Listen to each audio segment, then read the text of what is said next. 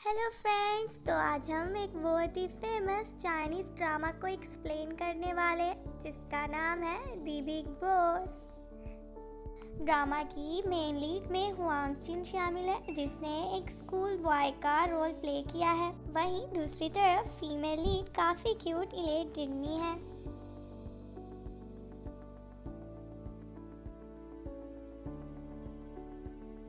Drama की starting में हमें हमारी हीरोइन येजी दिखाई देती है जिसे कहीं जाना है, और दूसरी तरफ डैनी भी बेड से खड़ा हो गया, यानी इसे भी कहीं जाना है।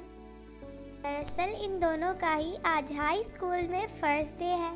यहाँ पर येजी का एक बहुत ही केयरिंग ब्रदर भी है जिसे येजी स्कूल जोड़ने को कहती है। अब ये दोनों स्कूल जा रहे होते हैं कि तभी वहाँ पर डैनी भी अपनी साइकिल पे स्कूल जा रहा होता है। अब यहाँ पर दोस्तों इन दोनों को देखकर हमें फ्लैशबैक का सीन दिखाया जाता है। यहाँ हमें ये दोनों किंडरगार्टन में दिखाए जाते हैं जहाँ पर डैनी हमेशा से ही क्लास प्रेसिडेंट होता है, यानी ये दोनों बचपन से ही एक दूसरे को काफ़ी डिसलाइक करते हैं। येजी के दिल में इसके लिए काफ़ी ज़्यादा नफरत भरी हुई है क्योंकि डैनी हमेशा इससे फाइट करता था। प्रेजेंट के सीन में आते हैं जहाँ पर येजी का ब्रदर डैनी को जानता है। अब वो उससे मिलता है कि तभी येजी कहती है कि थैंक्स, मैंने 9 साल तुम्हारे साथ ज़ाया किए लेकिन अब फाइनली मैं नए स्कूल में जा रही हूँ। लेकिन डैनी कोई जवाब नहीं देता। अब जब येजी जाने लगती है तो वो नोट करती है कि डैनी तो उसके पीछे आ रहा है। अब ये मन ही मन में कहती है कि अबे तू तो जा। लेकिन काफ़ी ज़्यादा बर्दाश्त करने के बाद येजी की पेशेंस जवाब दे जाती हैं। अब ये अपने भाई को रुकने को बोलती है और डैनी से बोलती है कि तुम्हें क्या मसला है, अपनी तरफ जाओ। जिस पर डैनी कहता है कि मेरा स्कूल है। अब यहाँ पर हम रिच गर्ल शिन्ही को देखते हैं जो कि स्कूल जा रही है। इसके बारे में हम आगे डिस्कस करते हैं। अब दूसरी तरफ हम येजी को देखते हैं जो कि अपनी जर्नी कंप्लीट करने के बाद अपने स्कूल जा रही है, यानी वो काफ़ी खुश होती है कि फाइनली उसके दुश्मन से जान छूट गई है। अब ये खुशी खुशी अपनी क्लासरूम में जाती है कि जैसे ही क्लासरूम का डोर ओपन करती है उसकी खुशी तो यूँ गायब हो जाती है और वो फ्रस्ट्रेट होकर चीखने लगती है। लेकिन येजी को फिर भी क्लास में बैठना ही पड़ता है और वो मन ही मन में सोचती है कि ये यहाँ क्यों है। येजी गुस्से में अपने आप से कहती है कि ये यहाँ क्यों है, जिस पर डैनी कहता है कि एक कोर्स पर बात करने के बाद। अब इसके बाद येजी कहती है कि तुमने मेरे पहले ही 9 साल बर्बाद किए हैं, अब मैं मज़ीद 3 साल तुम्हें बर्बाद नहीं करने दूंगी। टीचर के क्लास में एंटर होने के बाद हर कोई अपना इंट्रोडक्शन देना स्टार्ट करता है कि तभी डैनी कहता है कि वो 9 साल मॉनिटर रह चुका है।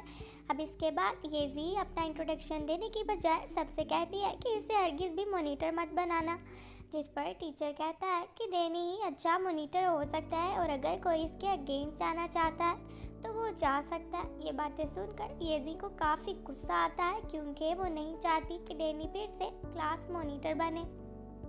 अब सबको खामोश देखकर टीचर ये डिसाइड कर लेता है कि ठीक है, डैनी ही क्लास मॉनिटर होगा। लेकिन ये बात सुनते ही येजी तो खड़ी हो जाती है और गुस्से में चिल्लाती है कि नहीं, मैं इसके अगेंस्ट लड़ूंगी, यानी इलेक्शन में खड़ी होंगी।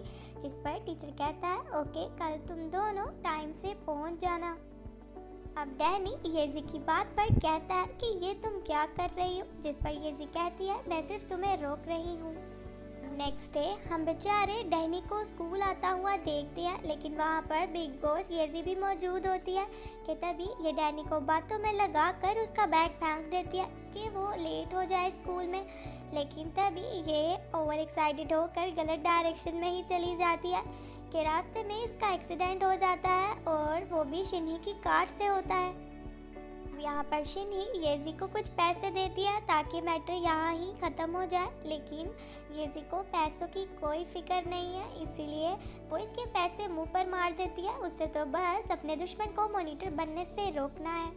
अब दूसरी तरफ डैनी स्कूल पहुंच चुका है और वो अपनी मॉनिटर बनने के लिए एक स्पीच देता है, लेकिन यहाँ पर येजी तो थक हार कर बैठ जाती है। अब वहाँ पर उससे 2 बॉयज़ मिलते हैं जिनसे ये पूछती है कि क्या तुम्हारे पास मोटर बाइक है, लेकिन ये बॉयज़ कहती हैं कि कौन से ज़माने में रह रही हो, हम आउटडेटेड चीज़ें यूज़ नहीं करते।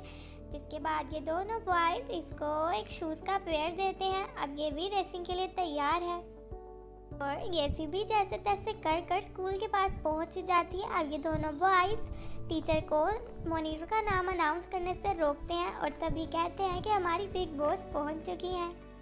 ये जी अपनी स्पीच देने के लिए तैयार होती है। पहले वो थोड़ा शर्माती है, लेकिन जब वो अपने दुश्मन को देखती है तो जोश में आकर ऐसी शानदार स्पीच देती है कि हर कोई टेबल क्लैप करने पर मजबूर हो जाता है। और अब डैनी को अंदाज़ा हो गया है कि उसका पाला किससे पड़ा है।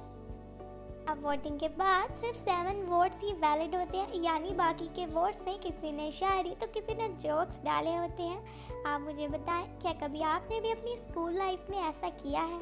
आफ्टर वोटिंग टीचर अनाउंस करते हैं कि मॉनिटर तो येजी ही होगी। येजी अपना नाम सुनकर बहुत ही खुश हो जाती है, क्योंकि आखिरकार बहुत मेहनत के बाद उसने अपने चाइल्डहुड एनिमी को मात दे ही दी। यहाँ पर येजी उन्हीं 2 बॉयज़ के साथ एक स्टोर में सेलिब्रेशन कर रही होती है कि तभी उसका दिल टूट जाता है डैनी की बातें सुनकर। डैनी उससे कहता है कि तुम तो मॉनिटर बनने के बाद क्लास से चली ही गई, लेकिन उसके बाद एक और इलेक्शन हुआ था जो कि काफ़ी इम्पोर्टेंट था, जो कि मैं जीत गया हूँ और अब मेरे पास काफ़ी पावर्स हैं। डैनी की बातें सुनकर येजी काफ़ी शौक में आ जाती है, क्योंकि अब उसे डैनी के अंडर काम करना होगा। वो तो जोश में आकर कमिश्नर का इलेक्शन ही छोड़ आई थी। नेक्स्ट डे येजी फिर भी काफ़ी खुश होती है। वो डैनी को टीज करते हुए पूछती है कि क्या तुम्हें कोई हेल्प चाहिए, जिस पर डैनी कहता है कि तुम्हें अभी पता लग जाएगा, तुमने मॉनिटर बनकर बहुत बड़ी गलती की है। डैनी कहता है कि 15 दिन का टाइम है, जिसके बाद तुम खुद आकर मुझसे भीख मांग के कहोगी कि तुम ही मॉनिटर बन जाओ। जिस पर येजी कहती है कि खपते मत देखो। टीचर येजी को मॉनिटर की दर्दनाक रिस्पॉन्सिबिलिटीज़ के बारे में बताता है, जिसे सुनकर येजी बहुत टेंशन में आती है और कहती है कि कहाँ फंस गई। लेकिन येजी किसी भी कीमत पर हार नहीं मानना चाहती, इसीलिए अपनी एक फ्रेंड की एडवाइस पर वो अपनी रिस्पॉन्सिबिलिटीज़ को सब में डिस्ट्रीब्यूट करती है। लेकिन फिर सोचती है कि इस सब का क्या फ़ायदा, ये तो बिफोर एंड आफ्टर मेकअप वाला सीन ही हो गया। यहाँ पर येजी को परेशान देखकर डैनी हाथ से इशारा करता है कि सिर्फ 15 दिन, जिस पर येजी क्लास से बाहर चली जाती है। अब ये सारे स्टूडेंट्स इससे हेल्प के लिए आते हैं, लेकिन ये सबको कहती है कि तुम खुद कर सकते हो। जिसके बाद ये कुछ स्टूडेंट्स को पकड़कर उनको रिस्पॉन्सिबिलिटीज़ देती है। अब येजी को रिस्पॉन्सिबिलिटी मिलती है कि उससे 2 एब्सेंट स्टूडेंट्स को वापस लाना है, जिस पर वो काफ़ी परेशान होती है और एक आइडिया लगाती है। अब ये डैनी को टीज करती है कि अगर हिम्मत है तो देखते हैं, मुझसे शर्त लगाओ, इन दोनों को पहले कौन लाएगा।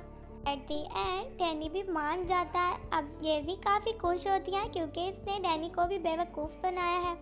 ये दोनों उन दोनों स्टूडेंट्स को समझाकर स्कूल लाने के लिए बाहर निकलते हैं। सुशैन के घर जाती है और उसे काफ़ी समझाती है, लेकिन वो तो स्कूल जाने पर बिल्कुल भी रजामंद नहीं होती। लेकिन ये हर कोशिश करती है कि उसे किसी तरह अपने साथ स्कूल ले जाए। से वो उसके घर की लाइट्स बंद करती है, लेकिन उसके पास 2 पावर बैंक्स हैं। अब ये उसकी वाटर सप्लाई काट देती है। अब दूसरी तरफ मिशन इम्पॉसिबल को पॉसिबल करने के लिए ये पहुंच जाते हैं शी शाओ के पास, जो कि एक फेमस सिंगर एंड डांसर भी है। अब ये उससे कहता है कि मैं स्कूल का कमिश्नर हूँ, तो तुम्हें स्कूल जाना पड़ेगा।